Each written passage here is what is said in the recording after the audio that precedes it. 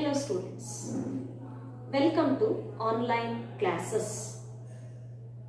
In our last video, we discussed regarding the different classes of algae. We have seen the base for classification of algae depending on the type of pigment they have and the type of reserved food material the algae have. Remember, depending on the type of pigments they have and depending on the type of reserved food material the algae have, algae are classified into three respective classes. They were Chlorophyceae, Phaeophyceae and Rhodophyceae. In today's video, we will study the detailed characteristics of class Chlorophyceae. Chlorophyceae is commonly called as green algae. Remember, I repeat again, Chlorophyceae is commonly called as green algae. And usually the green algae body form either may be unicellular or colonial or chain of cells called filamentous.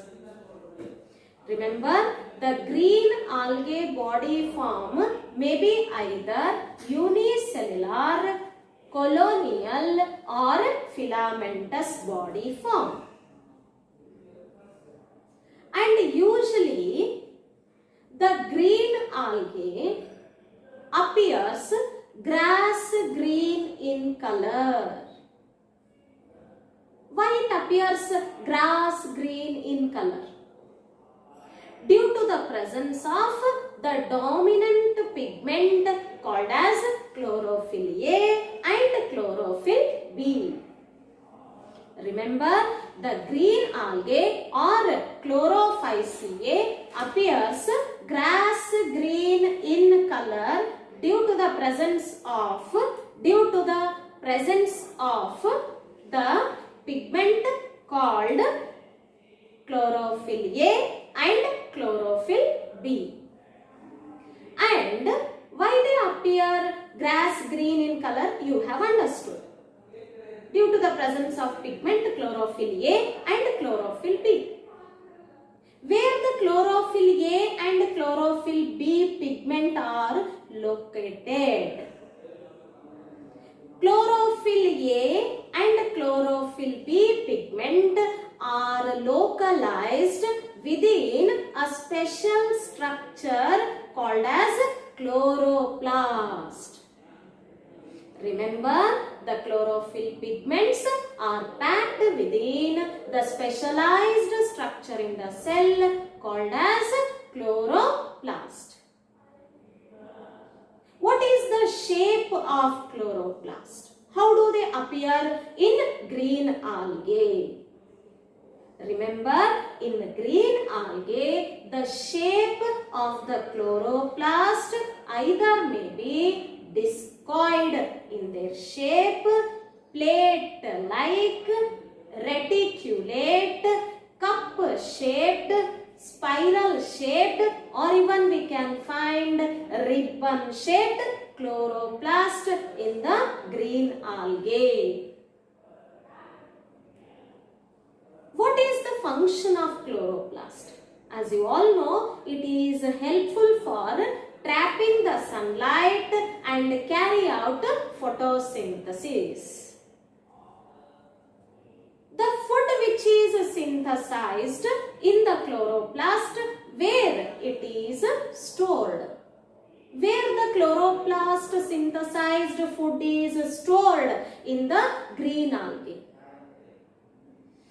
In the green algae, on the chloroplast, you find a specialized structures called as pyrenoids. Remember, on chloroplast we find a special structure called as pyrenoids in which the food is stored. In what form does the green algae store the food in the pyrenoids? In pyrenoids, the food is usually stored in the form of starch, mainly in the form of starch. But apart from that, it may also store the food in the form of proteins. Remember, in algae, pyrenoids store the food mainly in the form of starch, but along with that, it will also store in the form of proteins, and there are some green algae which also store food in the form of oil droplets. In the form of oil droplets. Hence, in the pyrenoids, the food may be stored usually in the form of starch along with the proteins, and in some algae in the form of oil droplets. What about the cell wall? The green algae is covered by rigid cell wall, means it is very hard. Remember, the algae is covered by rigid cell wall where the inner layer is made up of cellulose and outer layer is made up of pectin. Remember, in the algae, the inner cell wall is made up of cellulose and outer cell wall is made up of pectose. Hence, the cell wall is rigid. Cell wall is very rigid. You can see the diagram which is showing the presence of a cell wall in the algal cell. Along with that, you observe the chloroplast, and on the chloroplast you can observe the pyrenoids. Remember, in the diagram you can clearly observe the pyrenoids which are located on the chloroplast. And how is the reproduction taking place in the green algae? Generally, algae show vegetative method, asexual reproduction as well as sexual reproduction. In green algae, vegetative method is by fragmentation. Vegetative method is by fragmentation. Yes or no? Remember, in the green algae, the vegetative method is by fragmentation, wherein it is clearly observed in the diagram where one plant body is splitting into two fragments, and both the fragments has the capacity to develop into a new thallus, or we can say new green algae.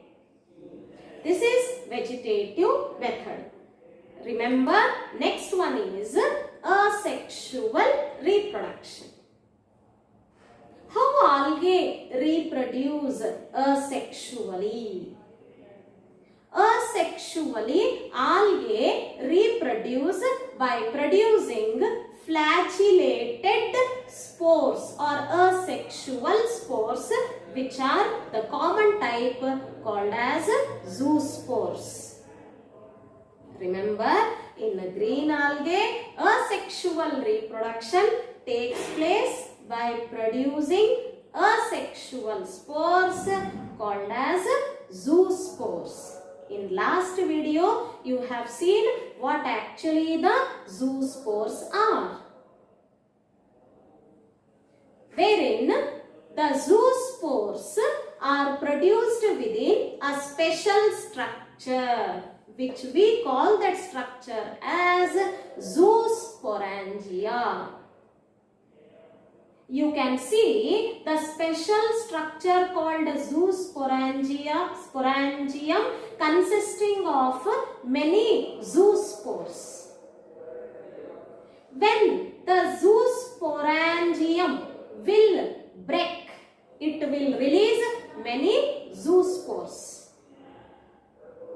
These zoospores, when they are released, they germinate to give rise to new thallus or new plant body. Remember, on germination, they give rise to new thallus or new plant body. This is a sexual reproduction. Then how green algae reproduce sexually? Green algae reproduce sexually by producing the gametes. And depending on what type of gametes are fusing, whether they are similar or dissimilar, depending on that, in the Chlorophyceae, the gametic fusion may be either isogamous, anisogamous, and oogamous, which we had discussed in the last class. Remember, in the green algae, sexual reproduction takes place by the fusion of gametes, and depending on type of gametes fusing, there may be either isogamous, anisogamous, or oogamous. This is all about sexual reproduction. And what are the examples for green algae? The examples for green algae are, first one is unicellular Chlamydomonas. First one is unicellular Chlamydomonas. Second one is colonial volvox. Second one is colonial volvox. Third one is the filamentous ullothrix. Filamentous ullothrix. And the next one is again the filamentous spirogyra. Filamentous spirogyra. And one more example you can take is chara. These are the different examples for Chlorophyceae. Chlamydomonas, volvox, ullothrix, spirogyra and chara are the examples for the Chlorophyceae, or we can say green algae. These are the general characteristics of Chlorophyceae with their examples. Moving on with the second class of the algae, that is Phaeophyceae. Phaeophyceae is commonly called as brown algae. Phaeophyceae is commonly called as brown algae. Remember, I repeat again, Phaeophyceae is commonly called as brown algae, and in which aquatic habitat it is adapted? The brown algae is adapted to the marine habitat. Brown algae is adapted to marine aquatic habitat. And usually the Phaeophyceae differs in its size and body form. There is a variety of sizes, variety of body form observed in the Phaeophyceae. How actually? There are some Phaeophyceae which have very simple branched, very simple branched body form bearing algae are there in Phaeophyceae. Very simple branched body form are found in Phaeophyceae. But there are some Phaeophyceae which forms filamentous body form. Filamentous body form means, in the last class as I told you, the chain of cells. Example, Ectocarpus. Ectocarpus is an example for, remember, filamentous body form bearing algae in brown algae. But there are some Phaeophyceae which forms massive body form, which grows very long, up to 100 meters. Which grow very long, up to 100 meters, and they form massive body form. I told in the last class with example, massive body form bearing algae. Yes, they are marine kelps. Marine kelps comes under Phaeophyceae, which forms massive body form because it is profusely branched. Means you can see highly branching in the marine kelps, and it grows up to 100 meters. It grows up to 100 meters. Remember, the Phaeophyceae like this differs in its body form. Like, some are simple branched, some are filamentous, some form massive body form. Usually, we are classifying the algae based on the presence of pigment. Then what type of pigment do you find in Phaeophyceae? In Phaeophyceae, the main pigments present are chlorophyll A, chlorophyll C, xanthophyll and carotenoids. Remember, I repeat again, in the Phaeophyceae, the main pigments are chlorophyll A, chlorophyll C, xanthophyll and carotenoids are the main pigments present in the brown algae. But remember, Phaeophyceae differs a lot or shows much variation in their color. How actually? Most of the brown algae, they differ in their color from olive green to different shades of brown. Olive green to different shades of brown depending on the amount of fucoxanthin present in them. Depending on the amount of fucoxanthin present in them. What is fucoxanthin? It is actually a type of xanthophyll present in the brown algae. Depending on the amount of xanthophyll present in the brown algae, the color may differ from olive green to different shades of brown. And the xanthophyll pigment present in the Phaeophyceae is actually in the form of fucoxanthin. In the form of fucoxanthin. This is about the pigment. Then, what is the reserved food material? Means, in what form brown algae store the food? They store the food in the form of carbohydrate, particularly either in the form of laminarin, or mannitol. Remember, what is the type of carbohydrate you find in the brown algae?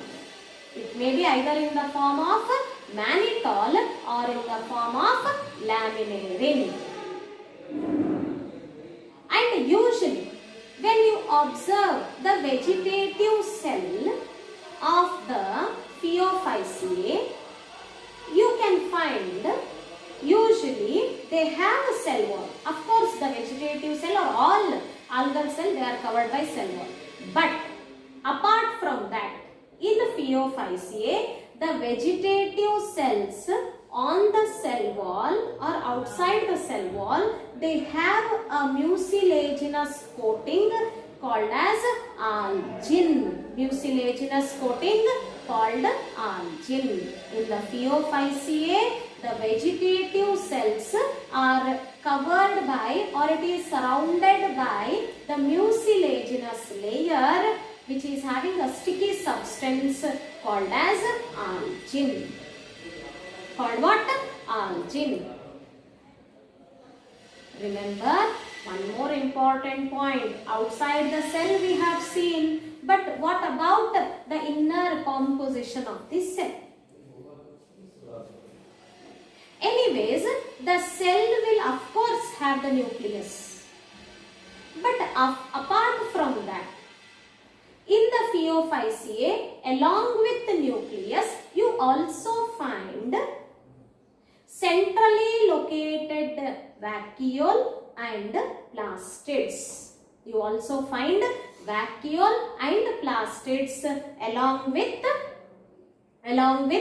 remember nucleus.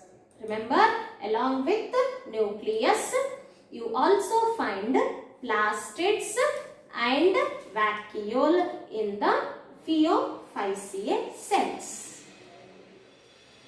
This is about the cell.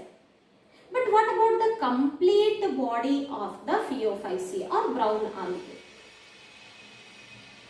When you take the plant body of the Phaeophyceae, which can be observed in the figure, having three main parts.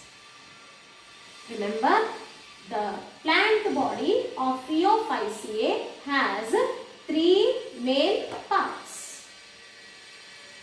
The first part is hold fast, with which it is attached to the substratum. With which it is attached to the substratum. Second one is the stack-like structure called stipe. The second part of the plant body is stack-like structure called stipe. And one more part is the leaf-like photosynthetic part called as frond. Remember, the third part of the plant body in Phaeophyceae is leaf-like photosynthetic part called as frond. As you are able to see in the figure, which is having three main parts.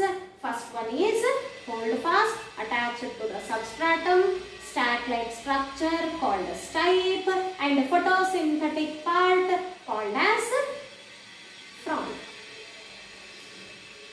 And how do they reproduce? As usual, same, by fragmentation in vegetative method, asexual reproduction by producing spores, sexual reproduction by the formation and the fusion of gametes. But let us talk in detail. Vegetative method in the Phaeophyceae takes place as usual by the fragmentation. And how is the asexual reproduction? Asexual reproduction takes place by producing an asexual spores. Remember, the asexual reproduction takes place by producing asexual spores, but it is a little bit special because in Phaeophyceae, the spores produced are biflagellated zoospores, which are clearly visible in the diagram. You can see the zoospores of Phaeophyceae are having two flagella. Hence we say biflagellated zoospores. And the zoospores are special in their shape because they have pear-shaped structure. The zoospores of Phaeophyceae are pear-shaped. They have two flagella which are attached laterally, but both are unequal. Both are unequal in their size. Remember, I repeat again, in the Phaeophyceae, the zoospores which are produced are biflagellated zoospores. Biflagellated zoospores which are pear-shaped and attached laterally, but they are unequal in their size, which you can see in the figure where the zoospores are having two flagella, but they are unequal in their size and they are attached laterally. This is all about asexual reproduction. Moving on with sexual reproduction. How Phaeophyceae reproduce sexually? Again, all the three you can see depending on the type of gametes fused. It may be either isogamous, anisogamous or oogamous. Remember, the fusion of gametes in the sexual reproduction may be either isogamous, anisogamous or oogamous. But in the Phaeophyceae, the oogamous is very special, taking place in the structure called as oogonium. Remember, it is taking place in the special structure in the oogonium, or sometimes commonly in the water also.